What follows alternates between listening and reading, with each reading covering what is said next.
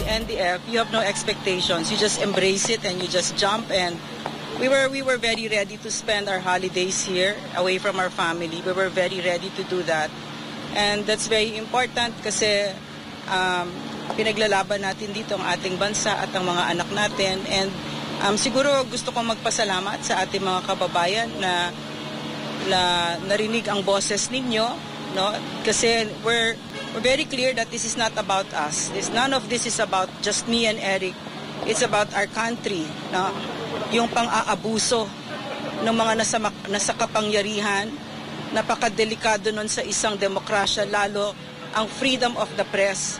Freedom of the press is where a lot of our freedoms rest on. In fact, where so many of our human rights rest on. So this is so important na ipaglaban ito. So maraming salamat sa mga kababayan natin na sinabayan tayo dito at yung ang mga even the PMA graduates who issued that statement, no? Also, but basically what we've learned from this is what Eric just said, no? Ang kapangyarihan talaga ng isang bayan ay nanggagaling sa taong bayan. At yung ginawa namin dito ay pag-aalay sa isang bayan na talagang worthy na ipaglaban. So, paglaban natin at mahalin natin ang ating bansa because when you have congressmen like that who are abusive and arrogant and who flout the laws of the land and our constitutional rights, then our democracy is in grave danger. Ma'am, ang sabi kanina, parang the reason ko ba't nag-grant is because nung bumisita daw, apologetic daw yung inyong parang remorseful daw kayo. So hindi siya nagsulat, ako nagsulat. I never, it was Eric. So, they came kasi to us and said that you have to write a letter of apology before we release you, no? And I said no to that. But Eric felt naman, okay, go ahead. Yung ginawa ko pong sulat, ang aking paghingi ng kapatawaran sa komitiba ng Kongreso ay hindi dahil ako'y nagtanong ng maling datos, sapagkat ang pagtatanong mali man o tama ang datos. Sa public expenditures ay karapatan ng mamamahayag at mamamayan. May source man o wala. That is very basic. At ang katungkulan na nasa pamahalaan at mga may kapangyarihan ay dapat maging transparent at accountable. Hindi para maging persecutor ng mamamayan. Pangalawa, I said sorry and I apologize for my disrespectful behavior sa pagsigaw ko ng kangaroo court sa kanila, sapagkat yun ay burst of emotion sa panahon na nagpapaliwanag kami, binubusalan kami.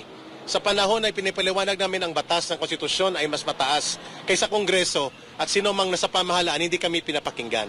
So para sa akin, I should be more professional in asserting my arguments, but in a situation kung saan nilulupig at binubusalan ka at kinagamitan ka ng weight ng kapangyarihan, ay hindi po pwedeng makontrol mo ang emosyon mo.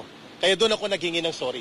But I did not retract, I will not retract nang sinasabi ko ngayon sa inyong harap na may source man o wala ang mamamahayag, may soto law man o wala, ang dapat katungkulan ng Kongreso at ng lahat ng mamamayan, o lahat na nasa pamahalaan, including the President, including the lowest official of the land, is to be transparent and accountable to the people.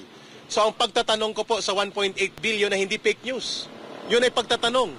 Hindi po dapat tinatulan yon. Hindi po dapat kami kinulong, dapat sinagot ng maayos. Kasi ang totoo lang, may naiwan pang mahigit 2 billion pala. Nagkamali ako sa datos pero hindi ako nagkamali sa katotohanan. Mahigit 2 billion pa ang budget allocated for travel. At remaining is only 3 weeks. Anong gagawin nila sa 2 billion? Ikukulong ulit kami kapag nagtanong kami ulit? So may source o wala, accredited ka ng KBP o hindi, ang pagpapahayag at pagiging mamamahayag ay tungkuling kilalanin ng gobyerno yan at Estado. Yan ang counter-check sa power of the state and the government. Sir, sabi ni Congressman Tambunting, nireveal niyo raw po yung source ninyo. That is his version. That is his story. wala ko. Well, he stand by it. Ang aking sasabihin sa inyo, I will protect the source. Pero nireveal niyo nga po, sir. It does continue. Story niya yon. I did not reveal any names. So sabi niya, may nireveal na names. We talk about it. Sabi niya, in confidence, ay papakinggan niya ako. I did not expect na may sasabihin siyang mga bagay na maglalabag sa confidence ng aming pag-uusap. Ang sagot ko, Congressman Tambunting said na may source siya sa sinabi ko, story niya yon. Wala po kayo binigay na pangalan. I am standing by the SOTO law. I will not reveal my source. Sir, ma'am, sir, last reaction na lang po. Meron na pong hinaing na po panukala na layong kanselahin po yung prangkisa ng SMNI and magsasart po yung dinggin next year. Cancellation, revocation po. I'm not privy kasi to the What's your details. reaction No? na lang po? Stemming Syempre, it makes me sad because I worked at the SMNI and I know that SMNI is really for nation building, no? And we're the only station that talks about a burning issue that other media companies don't even touch. And I'm talking about the CPP, NPA, NDF na ninanakaw ang mga anak natin, no? Libo, hindi na natin maibilang na ng tatlong nandyan ay nasa Kongreso. Si Franz Castro ng Alliance of Concerned Teachers, ang si Arlene Brosas ng Gabriela at si Raul Manuel ng Kabataan. Nandyan sa loob ng Kongreso ang mga cuddlers ng mga komunistang terorista at mga top recruiters ng mga anak natin na kung saan ang mga anak natin ay nagkandamatay for over half a century. Diba? So dapat tagilan na natin yan. So this is why I really think that SMNI, if you close it down, no, I know who is behind it, and I know it is the CPP, NPA, NDF. And sadly, they have used Congress, no, to as their ally and as their cover to do this. No? Yeah. Kamusta yung hunger strike? Oh, grabe. Oh yes, ayos. Ayos siya. Naguguto, matamlay, pero grabing suporta po ng mamamayan, Yeah. including sa abroad, ang Filipino communities. Yeah. At 24 hours, 160 signatories ng mga PMA graduates. At terrible, still counting on. Sana po ang Christmas wish namin ay hindi na po mananatili ang paggamit ng totoong kalaban ng gobyerno sa Kongreso. At sana po ay magkaroon po ng paglilinaw sa kaisipan at damdamin ng pamunuan ng Kongreso that the CPP, NPA, NDF is not only operating in the armed area, sa red area.